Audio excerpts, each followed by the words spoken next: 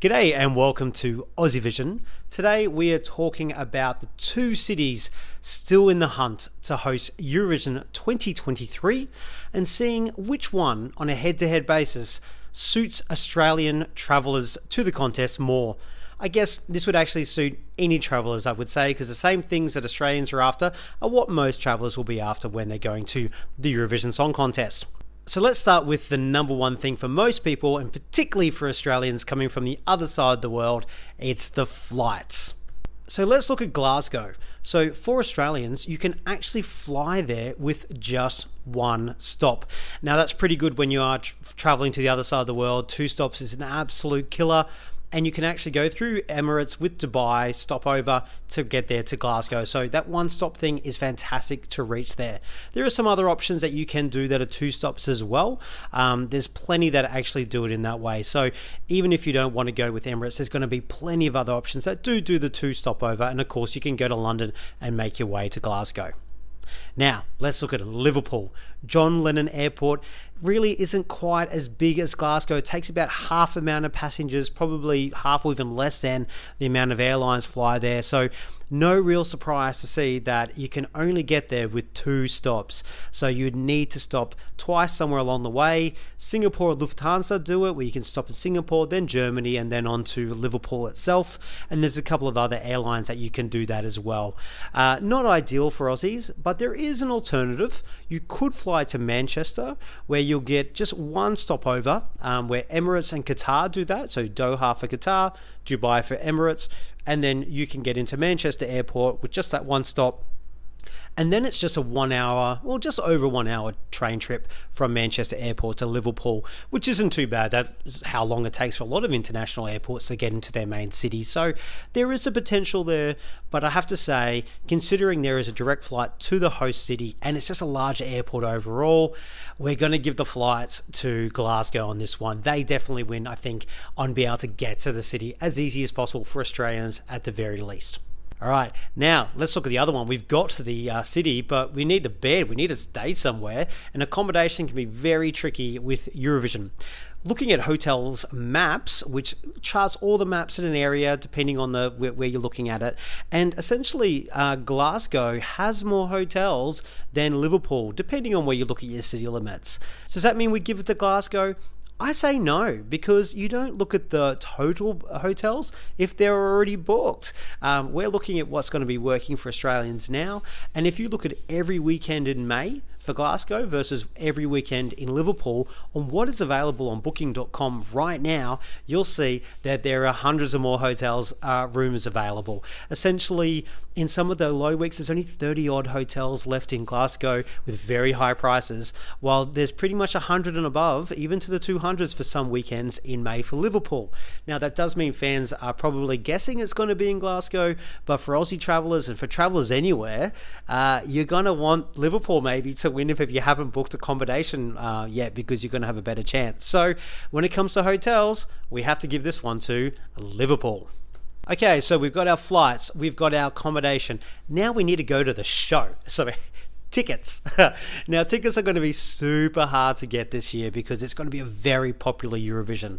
So which one is going to be better for us? I think we just have to look at stadium capacity here.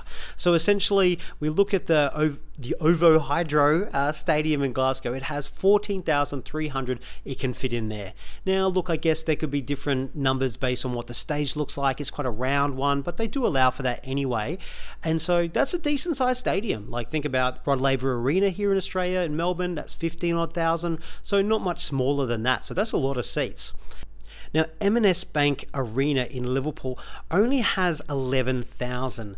Look, I like the rectangular shape of it. That looks really good. But when you think about the whole week, now for the semi-final 1, semi-final 2, and grand final, there are 3 shows at least each, which is a family show, the jury show, and the live broadcast. That's 9 shows. Now, let's say Glasgow can do 14,000. That's 3,000 extra by 9.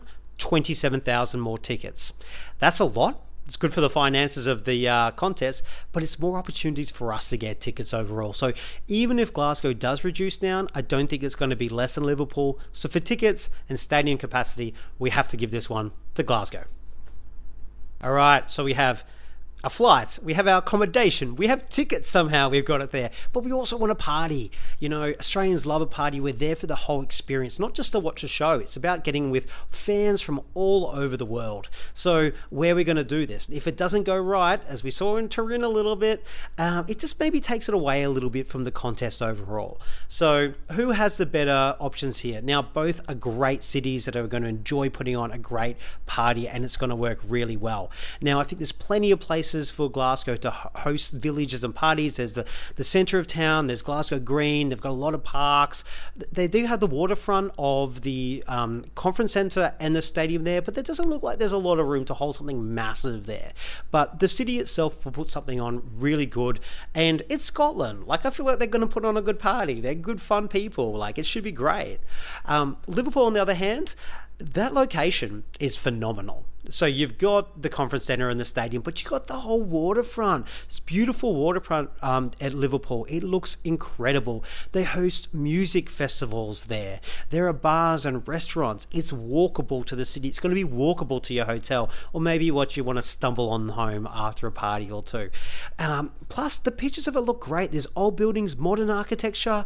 I just think the location of it and what they can offer is fantastic for Liverpool. Now, they don't have an Australian themed bar, the Walkabout, but which Glasgow does have, but I'm still going to give the party and the village atmosphere to Liverpool, because I think they can have it all in that one spot, all on that river, close to the stadium. And when a lot of people won't get tickets, you want to be close by and feel the atmosphere, and I think Liverpool can do that all together. So I have to give that one to Liverpool as well. So that leaves us 2-2. Well, it isn't actually just about doing contest-related things when you've travelled all the way from the other side of the world, 24 hours on a plane. You want to do some other stuff and discover the city that is hosting. So you want somewhere where there's a lot of things to do. Australians love to travel, we're big tourists, so what do the cities have on offer? Let's look at Glasgow. Despite the reputation, Glasgow is a very green city. There's some beautiful parks around there, so very green, very leafy, some beautiful buildings in the city centre as well. On top of that, they have a huge amount of museums and galleries. So many of them. Entry for virtually all of them is free. It's really worth looking at them. They're fantastic. There's some great buildings to go alongside with that as well. So great parks, great museums. Then you add in the Scottish element as well. You can do some Scottish traditional dancing and music. Go get yourself a kilt. Just listen to the accents and the people, the history of Scotland as well. Just something so different that I think is going to be given there if it's in Glasgow as well.